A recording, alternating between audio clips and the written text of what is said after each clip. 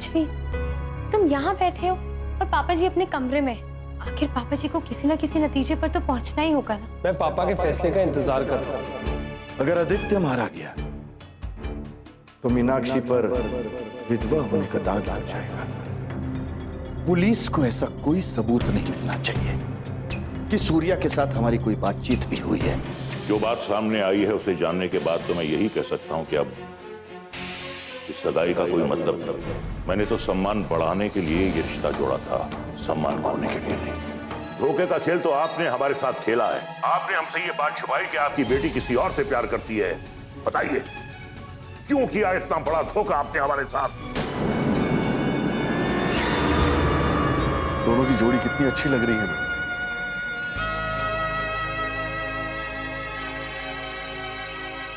हाँ प्रदीप जी, अफसोस तो इस बात का है, अपने अहंकार की वजह से वो मीनाक्षी की शादी पर नहीं आए।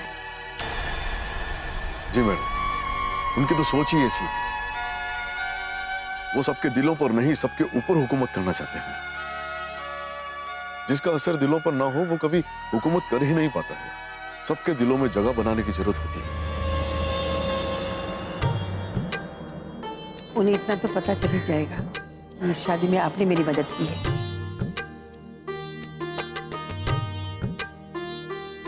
वो आप पर भी बहुत नाराज होंगे।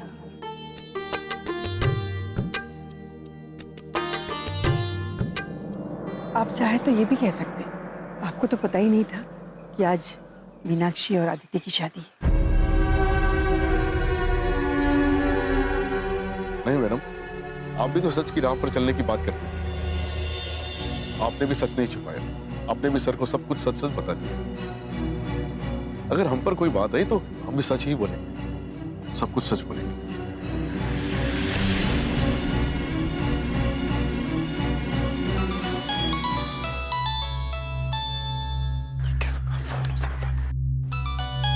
नया नंबर इस वक्त।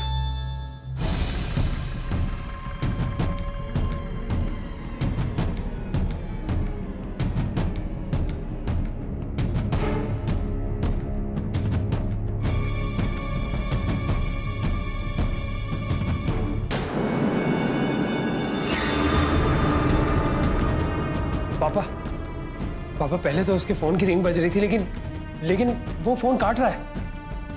नया नंबर है इसलिए फोन काट लूंगा। तुम फिर से दोबारा फोन करो। पापा मैं बहुत बार फोन कर चुका हूँ, अब तो उसने फोन भी बंद कर दिया है। सर्वमंगल मांगलिके शिवे सर्व साधिके शरण्ये त्र्यंबके गौरी नारायणी नमोस्तुते। ओम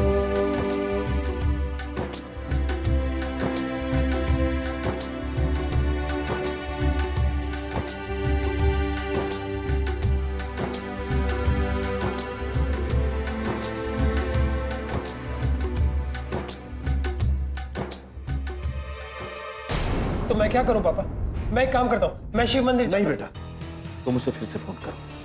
हो सकता है वो फिर फोन ऑन करे। और मैं प्रदीप को फोन करता हूं, वो शारदा के साथ वहां है। उससे पूछता हूं कि वहां क्या हो रहा है।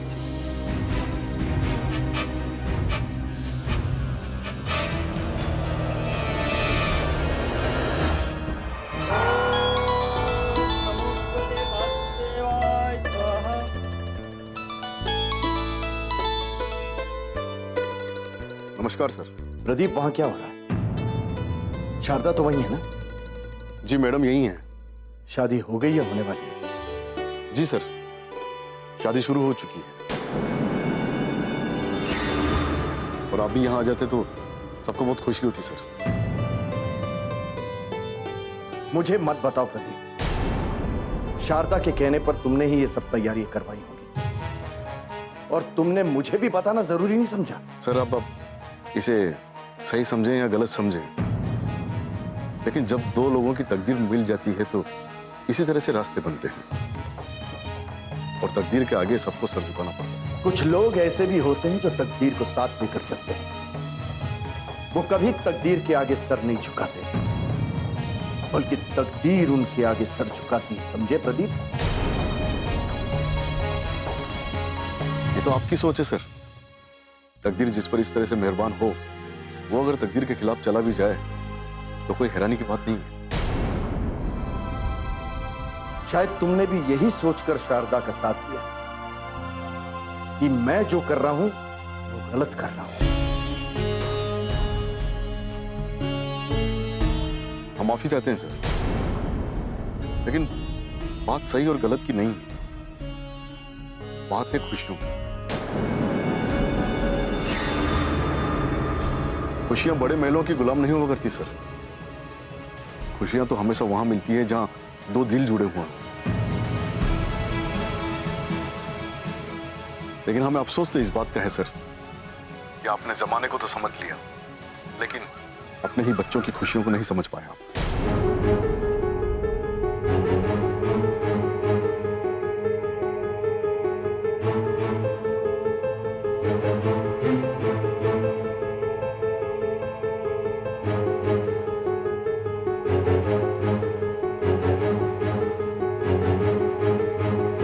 ब्रह्मा मुरारी त्रिपुरारी अंतकारी भानु शशिभूम सुतो बुद्ध। मैडम सर का फोन आया था अभी, पूछ रहे थे यहाँ क्या चल रहा है। आपने बताया उन्हें? जी हमने बता दिया कि शादी शुरू हो चुकी है। हमने कहा अगर आप भी यहाँ होते तो बहुत अच्छा होता, लेकिन वो तो नाराज होने लगे हमसे। मैंने बताया ना, उन्हें नाराजगी इस बात की होगी कि आपने मेरा साथ क्यों दिया।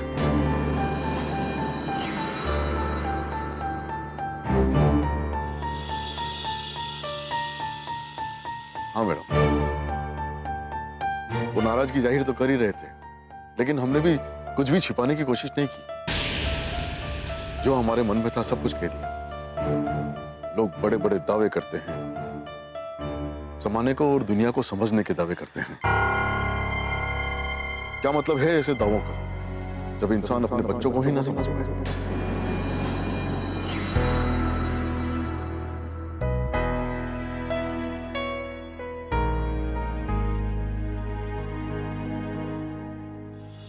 आपकी ये बातें मेरे लिए भी हैरान करने वाली है।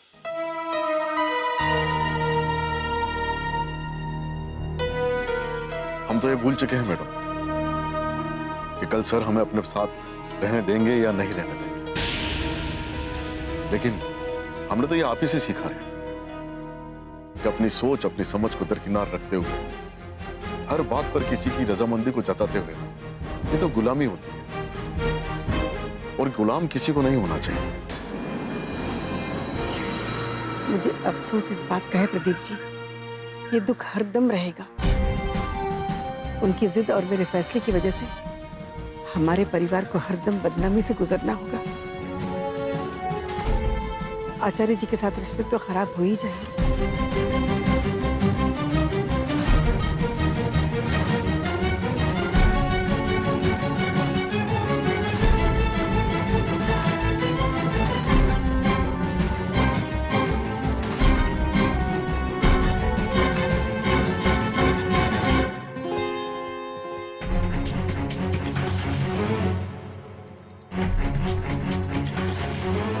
मैं और मीनाक्षी एक दूसरे से प्यार करते हैं।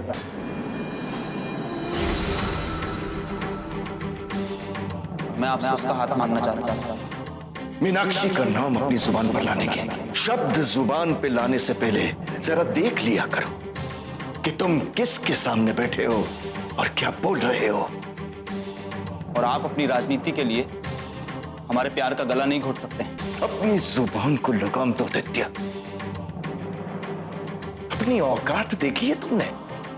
अपनी हैसियत पता है तुम्हें? मैं आपसे बहस नहीं करना चाहता हूं, क्योंकि मैं आपसे मीनाक्षी का हाथ मांगने आया हूं। क्योंकि ना ही मीनाक्षी मेरे बिना जी सकती है और ना मैं इसके बिना। मीनाक्षी की वजह से एक 2 टके का आदमी मेरे सामने आकर बात कर रहा है, इस बात का दावा करके कि मीनाक्षी उससे प्यार करती है। अपनी राजनीति के लिए उसकी खुशियों से खेलना चाहते हैं आप। आप बच्चों पर अपनी सोच का पहरा नहीं बिठा सकते। अपना जीवन साथी चुनने का अधिकार हर एक को है और यह अधिकार कोई किसी से छीन नहीं सकता। और यह अधिकार कोई किसी से छीन नहीं सकता। इसे आदित्य को भूलना होगा, किसी भी हालत में भूलना होगा। एक बात आप भी अच्छी तरह समझ लीजिए, आज तक मैंने आपकी किसी भी बात की खिलाफत नहीं की। लेकिन ये मामला मेरे बच्चों की खुशियों का है और मैं आपको अपने बच्चों की खुशियों के साथ खेलने नहीं दूंगी। देखिए, मैं खुद भी इस बात को लेकर इतना परेशान हूं कि आप अंदाजा नहीं लगा सकते। आचार्य जी, मैं आपको कैसे यकीन दिलाऊं कि मुझे भी इस बारे में पता नहीं था। अगर मुझे पता होता तो क्या मैं मीनाक्षी और आदित्य की शादी होने देता?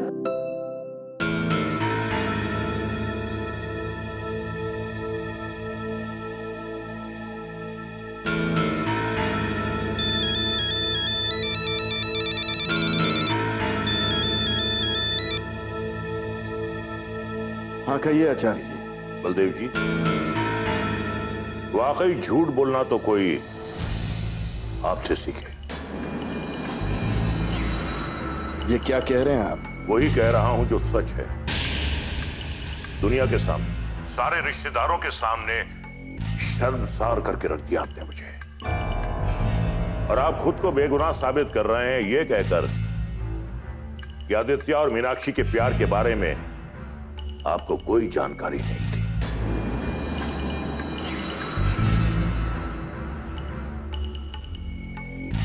क्या आपको मेरी बात का यकीन नहीं है?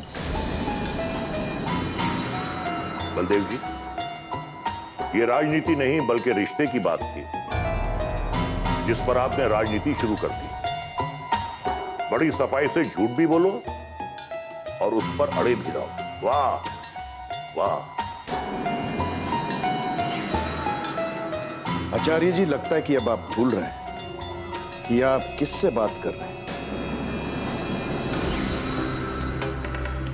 ख्याल रखिए कि आप बलदेव सिंह से बात कर रहे हैं, किसी ऐरे गैरे से नहीं। जानता हूं, आपको अच्छी तरह जान गया हूं कि आप जैसे राजनेता गिरगिट से भी तेज रंग बदलते हैं, लेकिन आप मुझसे झूठ बोलेंगे, मेरे साथ इतना बड़ा धोखा करेंगे, ये मैंने कभी नहीं सोचा था। देखिए, आपने क्या सोचा या क्या नहीं सोचा, इससे मुझे कोई मतलब नहीं। मतलब क्यों नहीं है आपको? इस रिश्ते से आपकी इज्जत के साथ मेरी भी इज्जत जुड़ी हुई, लेकिन ऐसी गिरी हुई हरकत करके आपने मेरी इज्जत को मिट्टी में मिला दिया। राजनीति में अपने आप को चमकाने के लिए आपने मुझे मोहरा बनाया, मेरा गलत इस्तेमाल किया, और सब कुछ जानने के बावजूद आपने हर बात मुझसे छुपाई। क्या यह सच नहीं है कि आदित्य मीनाक्षी का हाथ मांगने आपके घर आया था?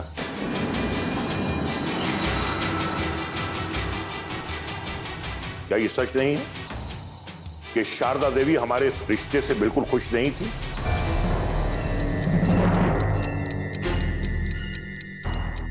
और सब कुछ जानने के बावजूद आपने हमसे हर सच को छुपाया, हमारे साथ धोखा किया आपने। आपको जो सोचना है आप सोचते रहिए। अगर मैंने अपनी राजनीति चमकाने के लिए आपसे रिश्ता जोड़ना चाहा, तो इसमें आपका भी तो स्वार्थ था। अपनी कुर्सी बचाने के लिए आचार्य जी, आप भी तो मेरा हाथ थामना चाहते थे। मैं आपका मोहताज नहीं हूं मिस्टर बलदेव सिंह।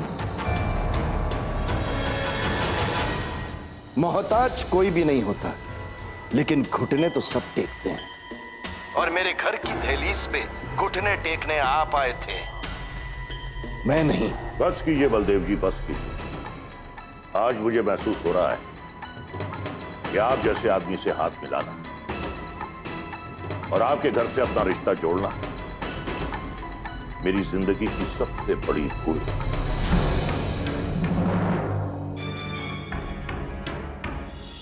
हाथ पकड़ के फिर रखिए।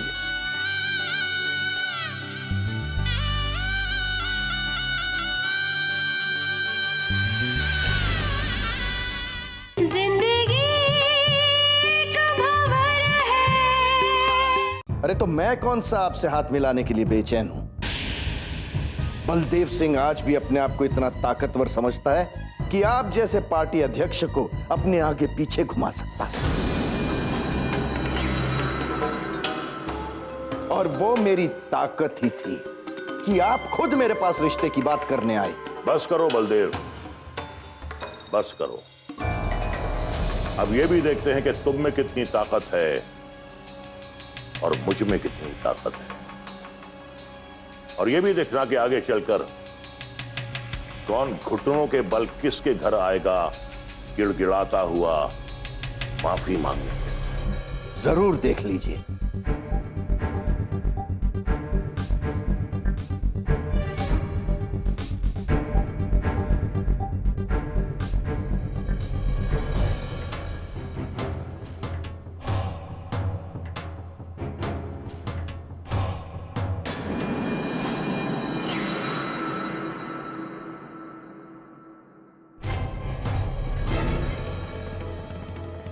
क्या बात है पापा, क्या हुआ? सारा खेल बिगड़ गया है बेटा। आचार्य जी के साथ सारे रिश्ते टूट गए। अब एक ही रिश्ता रह गया है और वो रिश्ता है दुश्मनी का। क्या? उन्हें सब पता चल चुका है कि आदित्य मेरे से मीनाक्षी का हाथ मांगने आया था और मैं उस रिश्ते से खुश नहीं था। मीनाक्षी और योगेश के रिश्ते से शारदा भी खुश नहीं थी, ये भी उन्हें पता है। लेकिन पापा, आचार्य जी को ये सारी बातें कैसे पता चली? जाहिर सी बात है बेटा, आचार्य जी तक ये बात आदित्य ने ही पहुंचाई।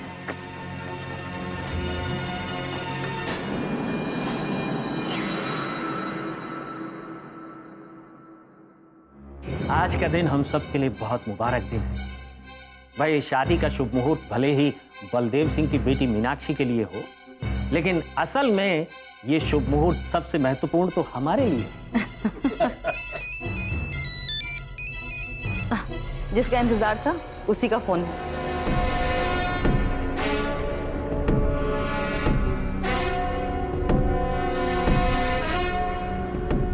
हेलो, बहुत बड़ी खुशखबरी है दीदी। हाँ बोलो। पापा जी और आचार्य जी के रिश्ते तो मिट्टी में मिलकर। आपको पता है, दोनों के बीच अच्छी खासी महाभारत हुई। दोनों एक दूसरे की औकात देखने की बात कर रहे थे। क्या सच? हाँ दीदी, बस ये समझिए कि एक ही झटके में दोनों के रिश्ते बद से बदतर हो गए।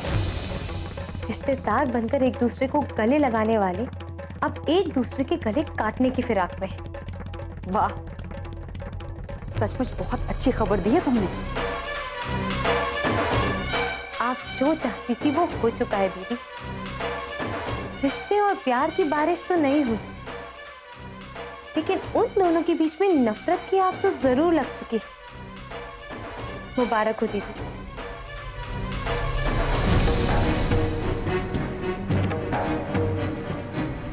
मुबारक हो मंत्री जी, बहुत बहुत मुबारक हो।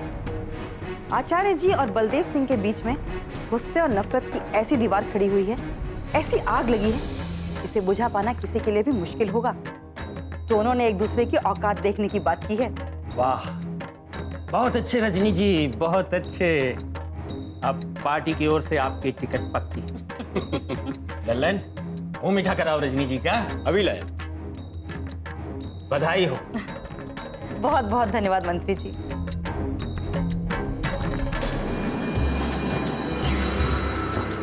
अभी वर वधू फेरे के लिए खड़े हो जाइए।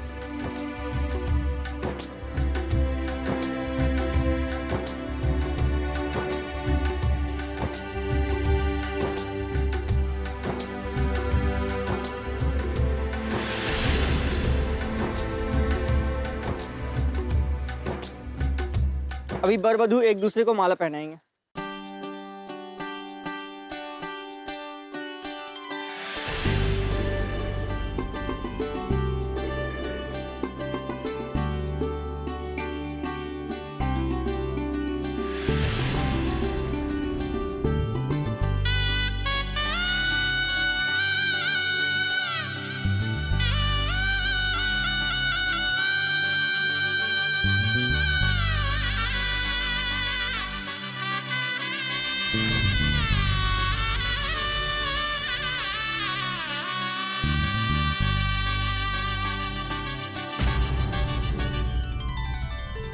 मांगलिके शिवे सर्वसाधिके शरण्ये त्र्यंबके गौरी नारायणी नमस्तुते। अब फेरे के लिए तैयार हो जाइए आप लोग।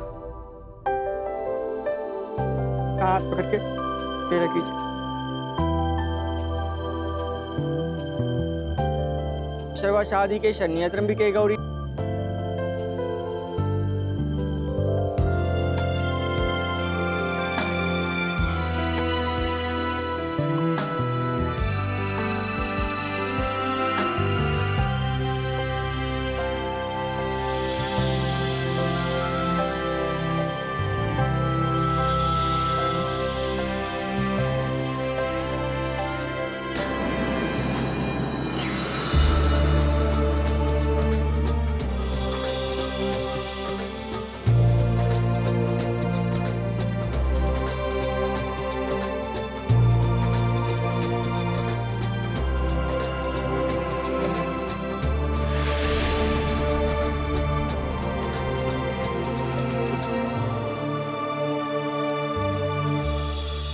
अभी वधू बढ़ के आगे चलेगा।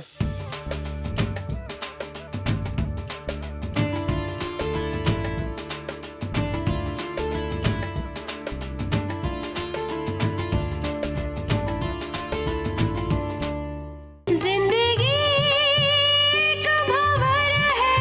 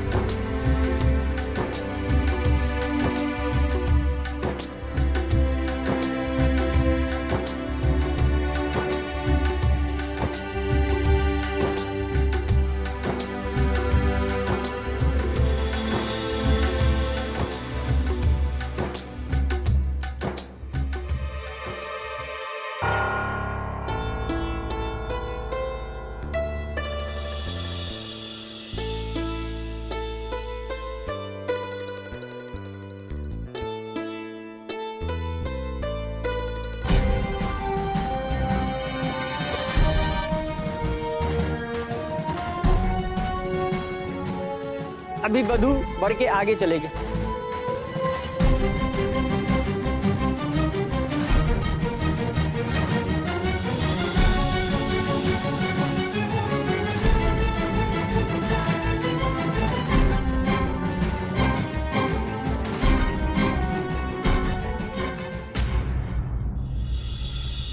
लेकिन आज जो हो रहा है उसे किसी भी तरह रोकना होगा।